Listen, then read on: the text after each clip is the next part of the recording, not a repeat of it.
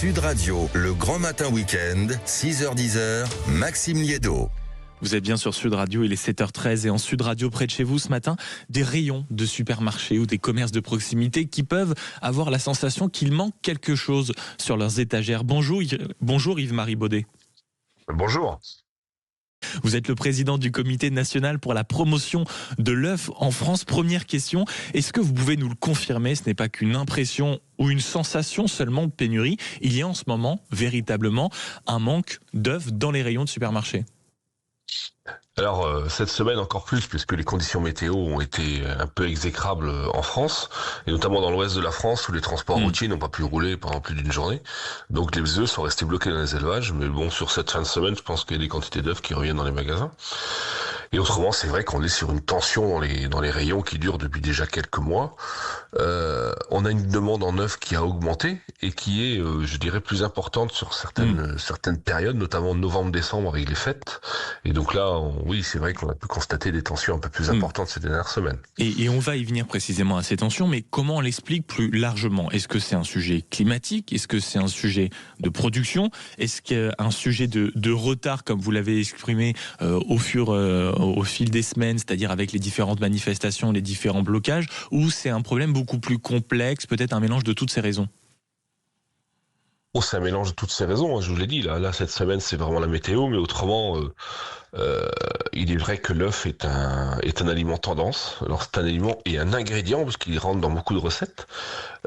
Sur les 3 dernières années, on a consommé 300 millions d'œufs en plus dans le réseau de la grande distribution chaque année. Et 300 millions, c'est la production d'1 million de poules pondeuses. Donc ça veut dire que tous les ans, il aurait fallu rajouter 1 million de poules pondeuses en France pour suivre cette consommation.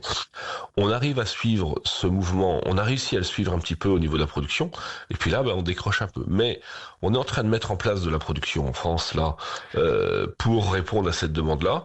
Nous, on se félicite déjà que la grande distribution française fasse confiance à 100% en œufs français, et c'est aussi ce que veut le citoyen français, manger de l'œuf français. Donc nous, producteurs, on a ce défi à remplir là dans les prochains mois, prochaines années, pour répondre à cette volonté du citoyen français de manger encore plus d'œufs, et on ne peut que le féliciter, et surtout de l'œuf français. Yves-Marie Baudet, donc d'une certaine manière, on se réjouit que les consommateurs mangent français, que pour l'instant la grande distribution continue à faire le pari de l'œuf français, mais quand vous évoquez, on va dire, une volonté d'augmenter le régime, concrètement, comment ça va se passer? C'est beaucoup plus de poules, c'est un assouplissement de certaines normes, c'est un changement de cadence, concrètement? Donc là, actuellement, on a pas mal de porteurs de projets là, qui sont prêts à s'investir dans ce métier de producteur d'œufs. Mais pour cela, il y a quelques conditions à remplir. Bien sûr, il faut trouver du financement, mais aussi il faut des démarches administratives qui se simplifient. Il faut que l'État français nous aligne sur des seuils d'autorisation européenne et pas faire de surtransposition de règles. Et puis, il faut aussi que le citoyen, s'il veut manger plus d'œufs et plus d'œufs français, il faut qu'il accepte qu'il y ait des poulaillers qui se construisent un petit peu partout en France. Parce que pour l'instant, ce n'est pas une évidence. C'est la fameuse politique de oui, on veut des prisons, on veut des hôpitaux, on veut des chantiers, on veut plein de choses, mais certainement pas à côté de chez moi, c'est ça? Ah mais oui, on veut des poules élevées en plein air, on veut des poules élevées au sol, donc ça demande plus de surface. Par contre, dans certains coins de France, il y a des gens qui ont du mal à accepter qu'il y ait des poulaillers qui se construisent à côté de chez eux, comme ils ont du mal à voir qu'il y ait des énergies renouvelables qui se fassent à côté de chez eux aussi. Bon, c'est le paradoxe français, mais bon, je pense que le temps va faire son œuvre aussi par rapport à tous ces événements géopolitiques qui peuvent se passer tout autour de chez nous. On a tout intérêt en France. On a tout intérêt en France à maintenir une souveraineté alimentaire. Il faut qu'on soit autonome en alimentation, c'est primordial pour un pays, ça. Et j'ai vu même qu'il existait un vaste plan national pour plus de poules pondeuses qui doit améliorer la production à partir de juin prochain. Ça fait partie de la montée en puissance que vous venez d'évoquer à l'instant? Oui.